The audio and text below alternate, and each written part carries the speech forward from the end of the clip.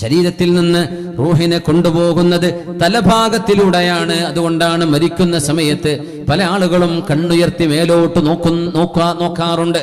കണ്ണുയർത്തി മേലോട്ട് നോക്കാറുണ്ട്.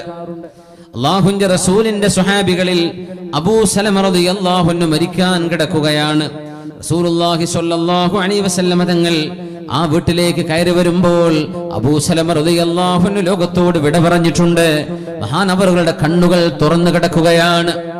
ആദ്യമായി വീട്ടിലേക്ക് വന്ന് റസൂലുള്ളാഹി സ്വല്ലല്ലാഹു അലൈഹി വസല്ലം തങ്ങൾ ആ രണ്ട് കണ്ണുകളും അടച്ചു കൊടുത്തു.